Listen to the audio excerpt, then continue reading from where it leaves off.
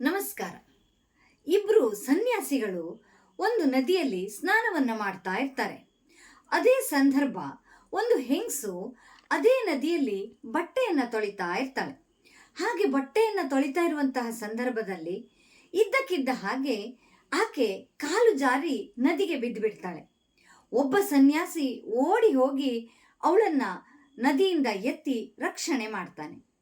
ಸ್ನಾನವನ್ನ ಮುಗಿಸಿದಂತಹ ಇಬ್ರು ಸನ್ಯಾಸಿಗಳು ಆಶ್ರಮಕ್ಕೆ ಮರಳಿ ಬರ್ತಾರೆ.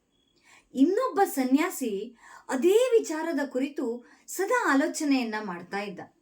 ಅವನಿಗೆ ತಡ್ಕೊಳ್ಳಿಕ್ಕಾಗದೆ ತನ್ನ ಸ್ನೇಹಿತನ ಹತ್ರ ಹೋಗಿ ಕೇಳ್ತಾನೆ, ಅಲ್ಲ, ನಾವು ಸನ್ಯಾಸಿಗಳು ಹೆಂಗಸರನ್ನ ಮುಟ್ಟಬಾರ್ದು ಅಂತ ನಿಯಮ ಇದೆ ಅಲ್ವಾ, ನೀನ್ ಯಾಕೆ ಹೆಂಗಸನ್ನ ಮುಟ್ಟದೆ ಅಂತೇಳಿ.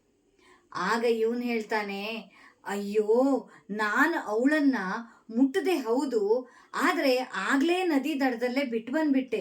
ನೀನ್ ಯಾಕೆ ಇನ್ನೂ ಅವಳನ್ನ ಮನಸ್ಸಲ್ಲಿ ಇಟ್ಕೊಂಡು ಕೊರಗ್ತಾ ಇದೆಯಾ ಅಂಥೇಳಿ. ಎಷ್ಟು ನಿಜ ಅಲ್ವಾ ಸ್ನೇಹಿತರೆ? ನಾವು ಕೂಡ ಹಾಗೆ ಹಳೆಯ ಘಟನೆಗಳನ್ನು, ತಪ್ಪುಗಳನ್ನು ಮನಸ್ಸಲ್ಲಿಟ್ಕೊಂಡು ಕೊರಗ್ತಾನೇ ಇರ್ತೀವಿ. ಖಂಡಿತ ಹಾಗೆ ಮಾಡಬಾರ್ದು. ಹಳೆಯದನ್ನ ಮರೆತು ವರ್ತಮಾನದಲ್ಲಿ ಬದುಕಬೇಕು, ಇಲ್ಲಿನ ಸಂತೋಷವನ್ನ ಅನುಭವಿಸಬೇಕು.